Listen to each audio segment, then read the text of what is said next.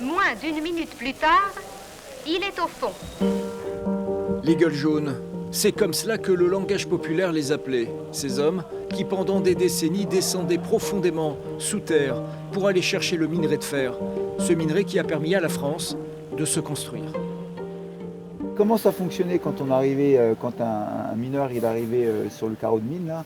C'était quoi le déroulé? Comment ça se passait? Ben, on arrivait à la loge là-bas, on pointait un jeton pour faire voir qu'on était arrivé à la mine. Nous sommes à Jarny, au carreau de la mine de Droite-Aumont. Jean-Paul et ses copains, tous anciens mineurs, montrent au maire de la ville et aux personnes qui l'accompagnent comment s'organiser le lieu et tout ce que l'on pouvait y trouver. Et on allait tout le long du magasin qui est là, pour aller au puits 1, on montait dans les douches, et une fois dans les douches, on s'habillait en mineur, et on descendait au fond. On prenait la lampe déjà. Oui, on prenait la lampe, on prenait le bleu. C'est mieux pour le fond. On s'équipait pour aller au fond, quoi, c'est tout. Voilà. Ces hommes aiment à montrer, à faire découvrir, à commenter ce qu'était la mine. Ce monde beau et dur, où on y entrait souvent à 14-15 ans.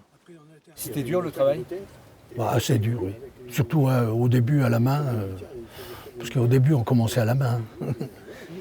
On est heureux de transmettre tout ce qu'on a vécu Le patrimoine. aux jeunes. Oui. Parce que lors de la première exposition, on s'est aperçu que des jeunes, des écoliers, ne savaient pas qu'il y avait des mines à Jarny.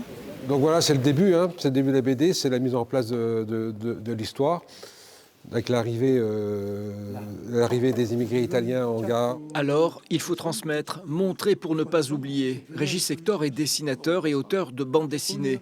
Avec son ami et scénariste Marc-Antoine de Roubaix, ils ont répondu oui à une commande du maire de la ville, celle de réaliser une BD qui raconte l'histoire et le vécu des mineurs de la mine de fer de Droite-Aumont. Ce que j'aime bien, c'est raconter des histoires comme ça, donc des histoires d'hommes, qu'est-ce qui m'inspire. Je veux dire, l'échange qu'on a ce matin, il va rester gravé en moi pendant que je vais pouvoir travailler mes prochaines planches, parce que là, on va encore le scénario.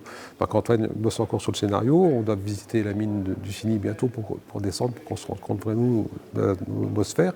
Ces échanges-là, ils m'alimentent graphiquement. C'est marrant à dire, c'est parce qu'en fait, moi, quand je vais dessiner, je vais penser à eux. Ça, quand il nous a montré, ça frappe aux yeux direct. Oui, il n'y a pas de souci, c'est ça. Voilà. Ça me nourrit à travers plusieurs choses, et puis donc leur manière de discuter, leur attitude, leur émotion qu'ils arrivent à nous transmettre de par leur témoignage.